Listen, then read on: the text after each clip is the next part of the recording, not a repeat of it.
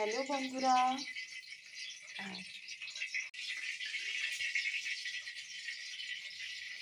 Good evening friend.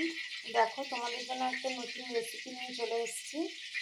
এটা হচ্ছে পটল। দেখো, পটলগুলোকে ভিতর থেকে আমি চেঁচে পুরো শাঁসটা বার করে নিয়েছি। আর আর একটু আলু সেদ্ধ করে রেখেছিলাম, দুটো মতো আলু সেদ্ধ করে আলুগুলোকে ভালো করে গ্রেট করে নিয়েছি। এই যে গ্রেটার দিয়ে গ্রেট করে নিয়েছি। আলুর মধ্যে পেঁয়াজ কুচি, লঙ্কা কুচি, নুন, হলুদ, গোলমরিচের গুঁড়ো, অল্প কালো জিরে আর কর্নফ্লাওয়ার আর শুকনো লঙ্কার গুঁড়ো, এই সব দিয়ে একটা মিশ্রণ করে পটলের ভিতরে এগুলো পুর দিয়েছি। দেখো, খেয়াল রাখবে পটলের বীজগুলো যেন খুব শক্ত না হয়। যদি সেক্ষেত্রে শক্ত হয় তাহলে বীজগুলো বাদ দিয়ে দেবে, শাঁসটা নিয়ে নেবে। এখানে আমার বীজগুলো শক্ত ছিল না, কচি ছিল।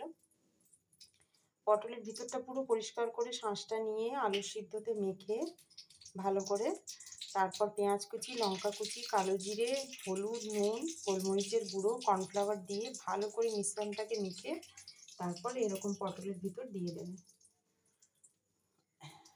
এই দেখো, কড়াইতে সাদা তেল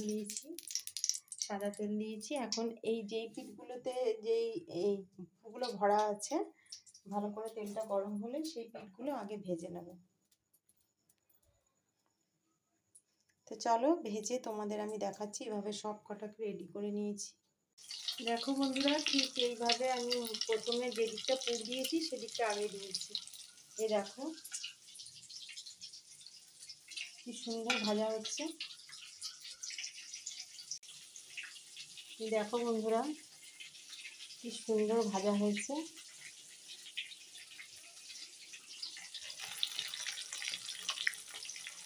এভাবে ভেজে গরম ভাতের সাথে খেতে দারুণ লাগবে। তোমরা অবশ্যই একবার ঘরে ট্রাই করো, আর অবশ্যই করে আমাকে জানিও কেমন লাগলো। এটা খুব সিম্পল একটা রেসিপি। একদম মানে কোনো রকম চিংড়ি মাছ বা কোনো কিছু ঘরে না থাকলে শুধু আলু সিদ্ধ করে পটলের শাঁসটা দিয়ে এটা করে ফেলতে পারবে। একদম ইজিভাবে, কিচ্ছু লাগবে না, আর খেতে দুর্দান্ত স্বাদ হয়। অবশ্যই ঘরে করে আমাকে জানিও কেমন লাগলো। তো চলো বন্ধুরা, আজকের এই রেসিপিটি কেমন লাগলো অবশ্যই আমাকে জানিও। আর নেক্সট আমি দেখছি ব্লগ বা কোনো রেসিপি নিয়ে তোমাদের সামনে শিগগির হাজির হয়ে যাব।